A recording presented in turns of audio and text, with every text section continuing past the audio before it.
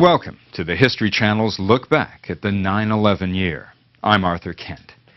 The terrorist attacks that day focused America's attention on the Islamic world. Some Americans' first reaction was to regard all Muslims as enemies. But it was clear to most that they had to make a distinction between one of the world's great religions and the fanatics who had taken it to a violent extreme. In this program, we'll take a close look at the history and beliefs of Islam, its former empires, and how it has evolved to become the religion it is today.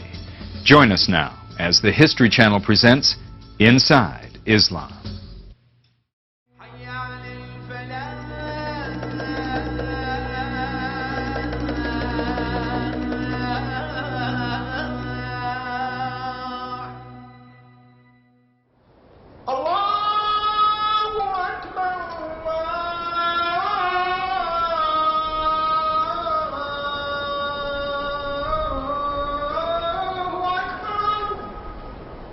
It is a sound heard around the world 5 times a day. A simple verse in Arabic, summoning the faithful to prayer, calling them to Islam. The word Islam means submission. Submission is considered the straight path to God. What this means is that our will, all human beings' wills, is subjugated to the will of God. That is what submission means. Accordingly, a Muslim is one who submits to God. Everything revolves around God. Everything we have, all of our thoughts, ideas, our soul, our body, revolves around God. God is the center of life. The Arabic words Islam and Muslim share as their source a more ancient word common to Hebrew and other related languages.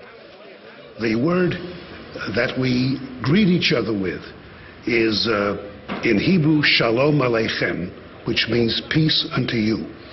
In Arabic it's exactly the same, Assalamu Alaikum.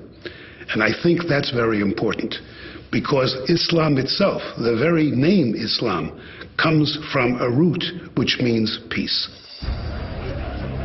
But many in the West today would never associate peace with Islam. To them, Islam appears to be a hostile religion that gives sanction to violence and terrorism.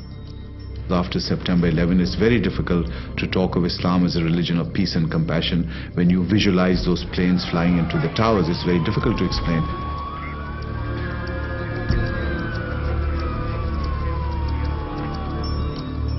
But recent events are not entirely to blame for this perception. It is rooted in 1400 years of history. Really take a step back and look at the major world religions, the ones that have stood the test of time. Islam is the only tradition that has really ever threatened the existence of Christianity. Since its beginnings in the 7th century, Islam has spread to every corner of the globe. Although Westerners tend to think of it as a religion of the Middle East, most of its adherents live half a world away.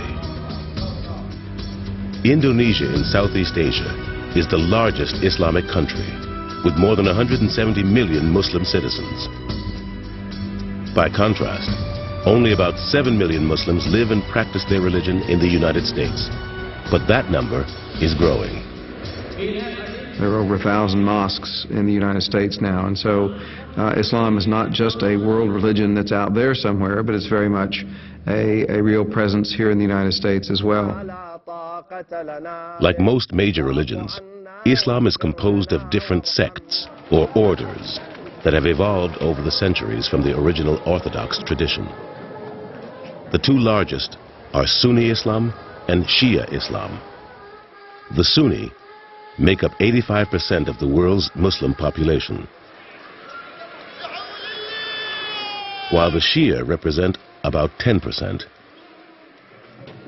There are many smaller sects, as well as methods of practice.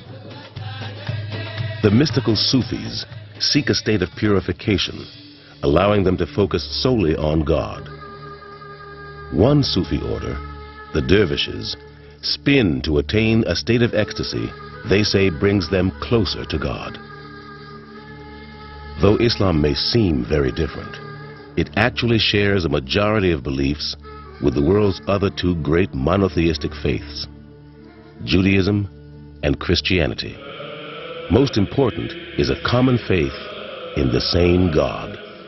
The word, the God in Arabic is Allah. So any person who speaks Arabic, whether Jew or Christian or Muslim, will say Allah for God. Islam itself regards all three religions as part of a single tradition. Judaism came first, Christianity came, and then Islam came. And then it's just a continuation and a completion of the same message that God has been trying to send to all people throughout time. The Quran, the holy text of Islam, specifically refers to Jews and Christians as fellow people of the book, that book being the Holy Bible. The Quran retells and expands upon many of the stories of the Bible, going back to the creation. The truth that unites us together at the first level is that we all come from the same family, Adam and Eve. Islam also acknowledges as divinely inspired all the Old Testament prophets, including Noah, Moses, Joseph, Jacob, and even David. Americans, most of the time, do not realize how close Islam is in its fundamental concepts to Christianity and Judaism. Most Americans don't realize, for example, that Muslims consider Jesus to be one of the divinely inspired prophets. Jesus is very, very highly venerated in the Quran. He's mentioned by name 93 times in the Quran, but not as divine. And this is a place where, of course, Christians and Muslims clearly separate. It's a very major issue. As Muslims, we don't believe that Jesus is the Son of God. We do believe that he was born of a virgin and of Mary. However, we don't believe that he himself is God or that he's a son of God. The story of Jesus in the Quran expands upon his life, adding detail where the Christian Gospels are mute, such as his defense of his mother Mary before the townspeople of Nazareth. The moment they started suspecting about the Virgin Mary, Allah says to Mary, you don't speak to them. You point to your son and let this small baby speak and defend you, and defend the integrity and the chastity of his mother. And that's what he did. This miracle is not mentioned in the Bible. The Quran also differs radically from Christian belief in the death and resurrection of Jesus. Jesus was so special that when his enemies came to crucify him, God lifted Jesus to heaven, and so Jesus was never crucified. Behold, Allah said, O Jesus, I will take thee, and raise thee to myself, and clear thee of the falsehoods of those who blaspheme. It is in the chronicle of Abraham in the book of Genesis that we find the roots of Islam in the Bible. Abraham is a highly revered figure in Islam. At every prayer, a Muslim prays for Abraham and his descendants. Judaism, Christianity, and Islam all claim a common patriarch in the figure of Abraham, this figure who is depicted in the book of Genesis as a kind of monotheist who breaks away, who is called by God and moves towards the promised land. According to the Bible, God told Abraham that he would make his covenant with Abraham's son Isaac, born of his wife Sarah.